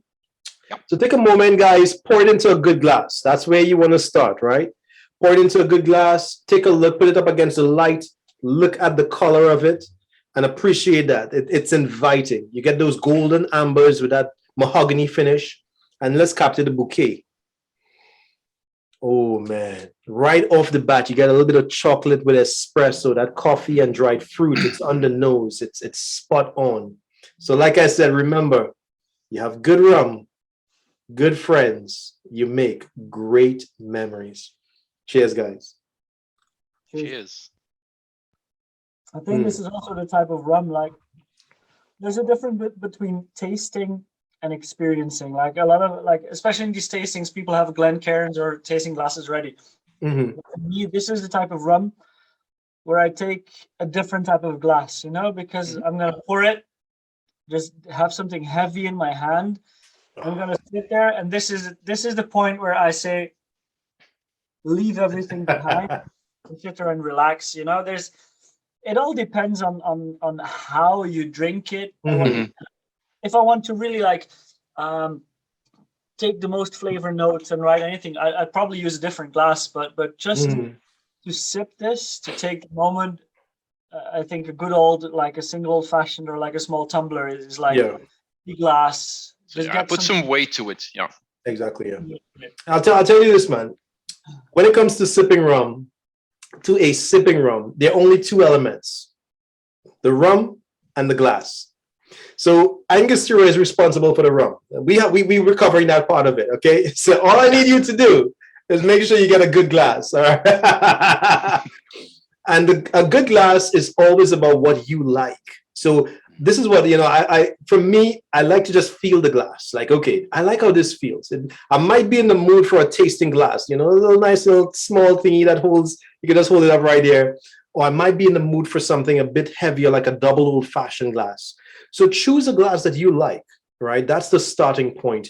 And it's that feel, that vibe. Don't overthink it. Don't feel like I have to look, the look. I have to look like Daniyel or Matthias or urine when I'm drinking. Just enjoy the way you enjoy it. And if you want to try the way we do, that's great. For me, I just love having it neat. Some people, they can't enjoy spirits neat, so they prefer the cocktails. But if you enjoy spirits neat, 1824 is great. You get the dried fruit with the cafe and that espresso in the back with the dried fruit and the chocolate. It's delicious. And it has such a long finish. And that's why I love it with cigars. Now, for me, my choice of cigars, to answer your question, Stefan, my choice of cigars are really more medium into full-bodied style cigars. With cigars, cigars are like wine. So it's really based on where you're at with your cigar preference and your cigar enjoyment. So you can start with medium styles of cigars. If you're an entry-level cigar person, the 1824 is great. If you're more into more cured cigars, aged cigars, then it's going to work well also. And that's why I love the 1824. It has that nice fullness on your palate. It pairs well with your cigars. Even a nice full aged cigars, it works well. If you want to go up to 1787, which is not in the sample, that brings a bit more of a spice punch. So that's going to give you a bit more depth. If you want to go with a heavier bodied cigar, that's perfect for it. For me, when I travel, I normally do medium style cigars into full. The 1824 is perfect for it. It's that finish, that long finish with the wrap of the dry fruit and the coffee and the chocolate.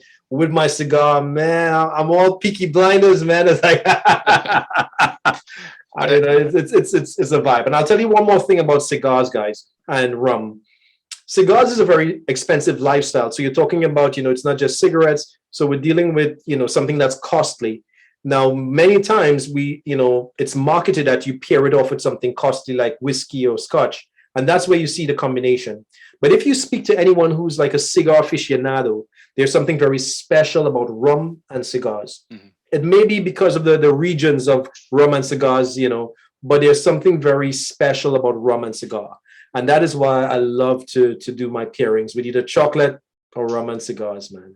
Yeah, so 1824, hands down, a great choice. There's a saying amongst chefs in the culinary world that things that grow together or made together taste well together usually. Oh, wow. So that's what you're referring to with cigars. Man, I'm going to be repeating that, man. Thank you, man. That's things that grow together, work together. That's I love that. Yeah, it's always, if you're just looking around in your garden and you see things that grow together, just put them together and they will probably work. So, yeah, that's a great analogy, man. I love that. It grows together, it grows together. I think that's it.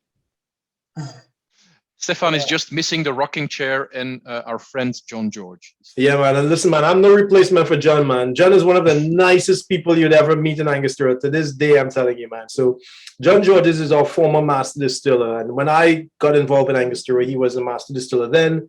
And recently he just retired, but he's still there, whenever we need him. Because, John is one of the nicest people. I always used to say when people come to visit Angostura, I always say, make sure that you tell them I need to meet John. It's like, because it's like when you meet a chef, you get to meet the energy behind it. You get to see the person who really carries the passion behind the product. And that's what John has been for over 33 years.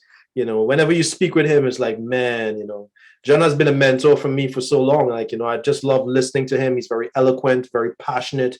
I always remember drinking with John for the first time at a rum shop, right? So we this is the master distiller, right? So I'm now starting with the Angostura. We go to Tobago. We're doing a tour around the different bars.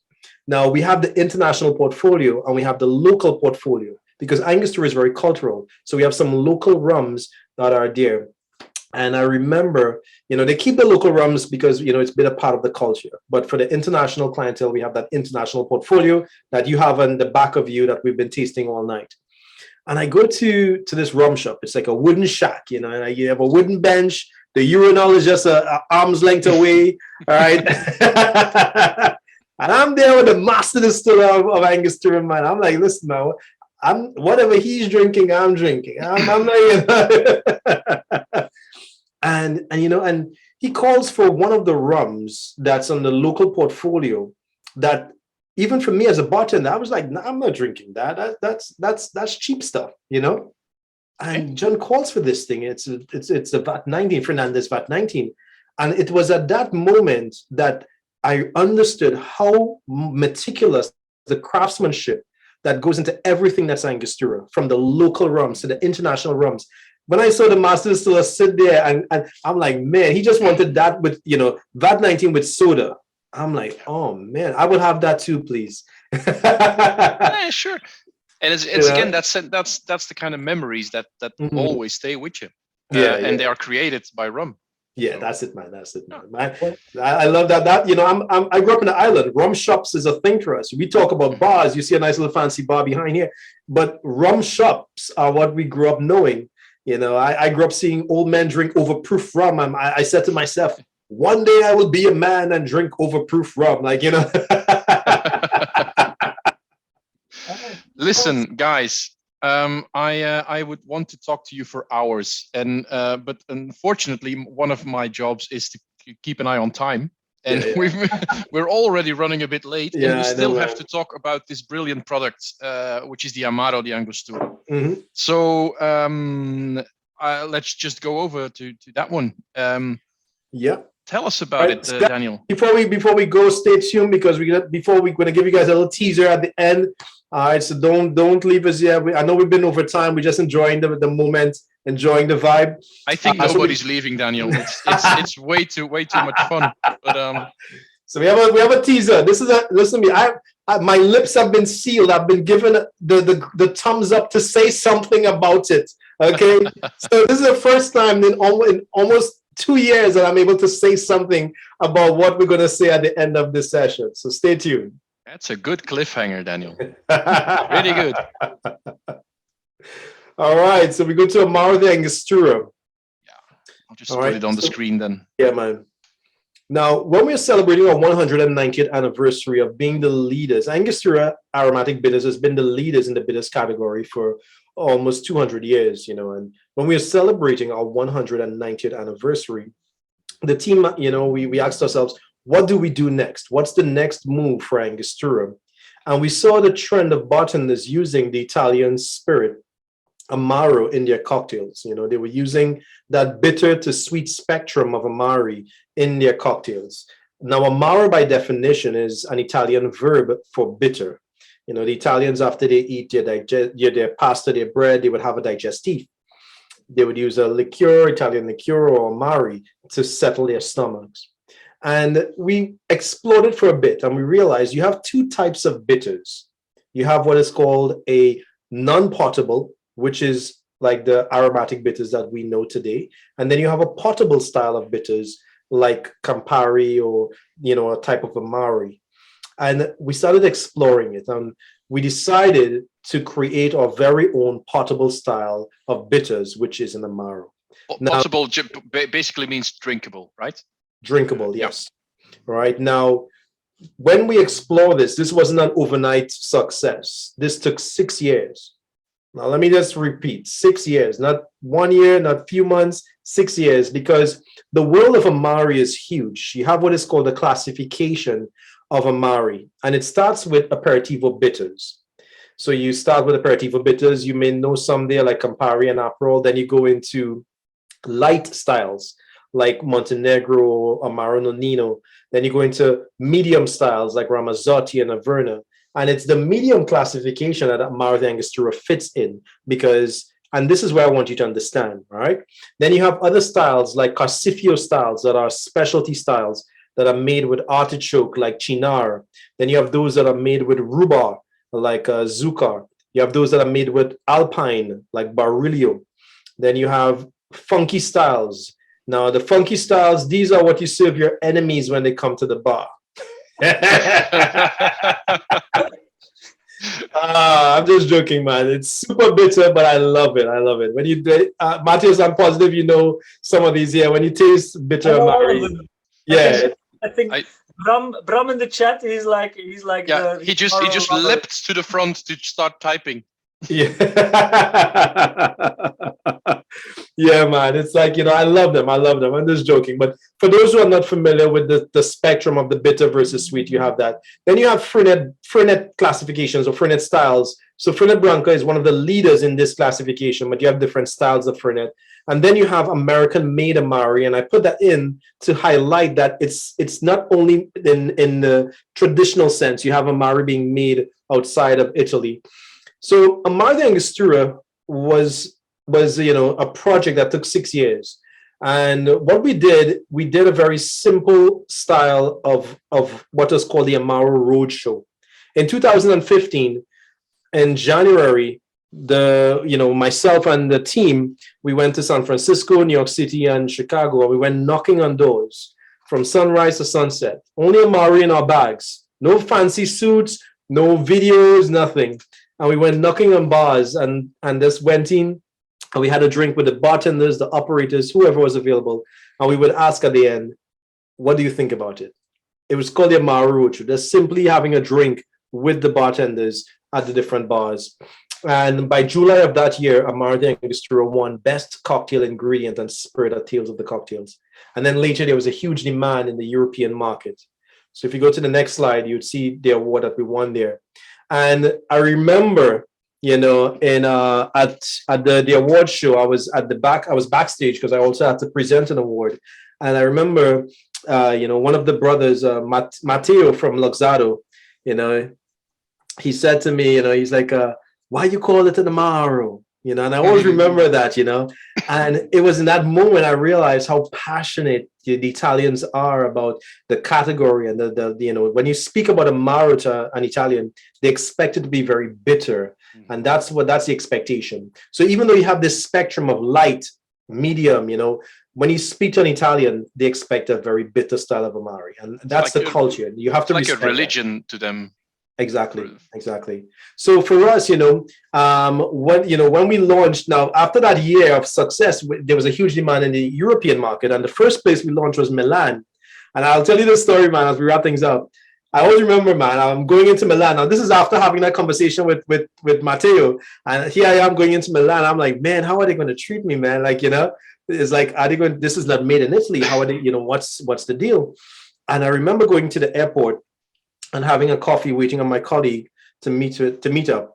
And I walked into the coffee shop, not expecting anything grand, And I walked in, and it's like a bar with only two options. You have single, double, or ristretto. And then at the top, you have 9 different Amaris to choose from, a cafe corretto. So you get to choose your Amari with your coffee if you'd like, And I was like, my God, this is different. It was like such a good entry into it. So we went to the Aperitivo Festival, and at that time it was massive. You had like 5,000 people for 2 days, and there were no cocktails. Everything was served neato on the rocks. You had only vermouths, Aperitivo Bitters, and Amari. All the big boys were there: Campari, Fernet Branca, Martini Russo, Luxardo, you name them, all the big boys. And I remember I had this little booth, a little stand with 6 bottles in front, because no cocktails, man. I couldn't look as good as Matthias, right? So I'm there with these 6 bottles giving samples. And there was a massive crowd in front. And for 2 days, I did not get a chance to go and taste the pasta and the bread outside, man. For 2 days, I'm in this corner right there, man. But all I remember hearing, and for anyone who's Italian, forgive me, I kept hearing them say, "It's different. It's different." And that difference is the spice orientation that you get. You see, Amaro de Angostura is the only Amari that has that spice orientation. Any Amari taste, you're going to taste that vegetable bitterness. But Amaro de Angostura, because it's the only Amaro that has the aromatic bitters, and that's why you see the iconic yellow cap, the white label on the neck, it has that spice orientation. So you get cardamom, ginger, cloves, a mix of licorice and citrus, and then sweet chocolate herbs in the back. Man, let's have a drink, man. Pour your Amaro, man. Let's have a drink, man. It's different. I'm almost finished. I mean, I love this stuff. It's so good, man. It's so good. This is the type of product that you don't expect. You know, it's like you say, there's spirits like the needs for like the rums we've been tasting, and then there's the aperitivo and like Amari that we know. Like most of people will end with Campari and Aperol, and maybe something a bit more dark. And everybody knows Angostura Bitters, but when you get this, it's like a world that comes together. You know, it's like making Angostura Bitters more potable, but still bringing out an entirely different facet of things as well. And that's where, like, for me, this Amaro, I remember in 2017 or something, 18 maybe, I was looking for it, you know, like I was like, I need something that I had this missing link in a lot of drinks that I was making, where I was looking for a spice element that also brought some sweetness, but also had some herbaceousness, you know, and it's like a master key, you know. It can make every style of drink, whether you're making classic cocktails like the palmetto I just did, whether you're making tiki cocktails, whether you're making just a highball. I even use it as a hot toddy, you know, like I'm mixing Amaro de Angostura with some hot water and just a lemon or lime wheel. It's again a medicine again. Yeah, this product right here, and I know it's not that easily available for regular consumers. You know, it's not easily put into shelves of stores like other products are. But this is the type of product that can be used in like every style of mixed drink, and can be drank on itself as well. So it's incredibly versatile, and that's what I really love about it. Ooh, you're always being a poet again in the chat. It's a long. You're always on fire tonight, man. I'm not gonna read it. You can all read it in the chat, but he's writing some nice stuff. Even the missus, good. Yeah, man. Yo, we got the missus, man. Make sure she takes that Amaro, please. No, this is. I can add to that. I mean, I discovered this only last year in one of these sessions we did for Cinoco, and I'm in love with it. I just love this stuff.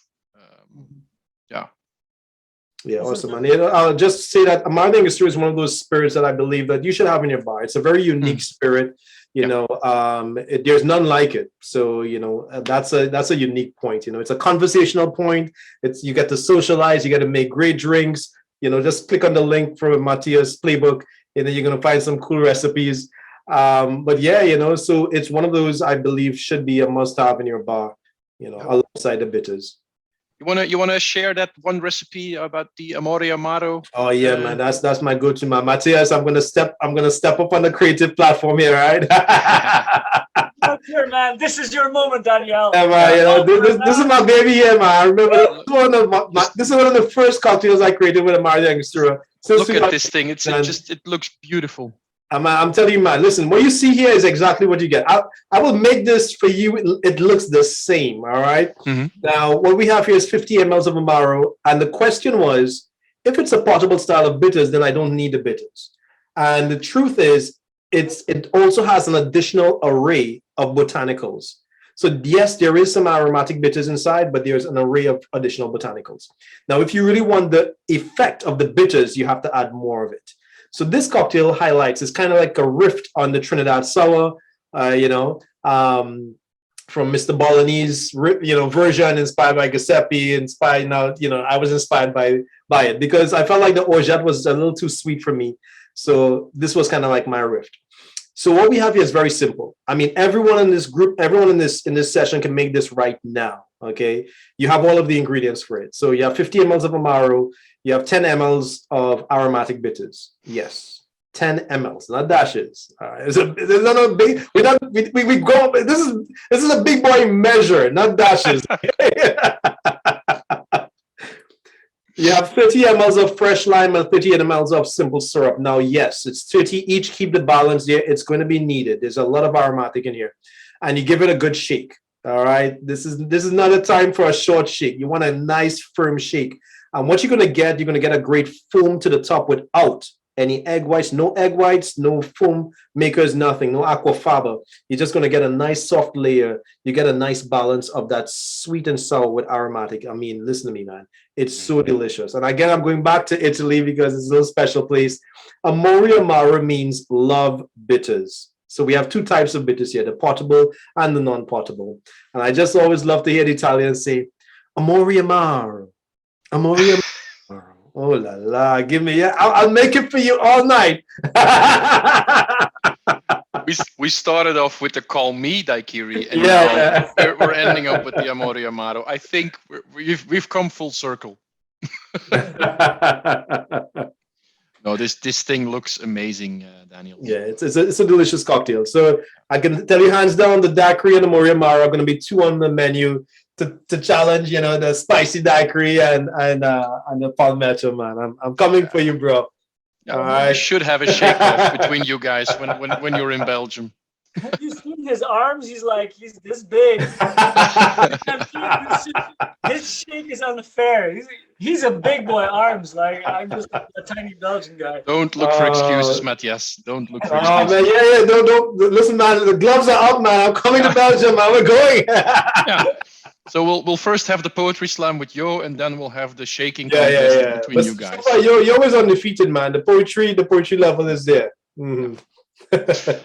All right, guys. Again, I'm going to be the party pooper and go towards the end of the session because it's almost 10 o'clock and I really want to finish before 10 o'clock just because I want to. Not because I want to stop talking, but because this has been a really interesting and fun session. The stories have been flowing, and that's a good thing. There's two more things we should talk about, I think, Daniyel, about the future for Angostura. A couple of things. The cliffhanger we were talking about earlier. Yeah, definitely, man. So, guys, tell us. It's official, man. I get to say it. For a long time, everyone has been asking, what's the next rum? Are you ever going to do a spiced rum? Are you going to do a spiced rum? And I have to say that one of the things I love about Angostura is that they don't just rush into the market. They take time. They do their market research.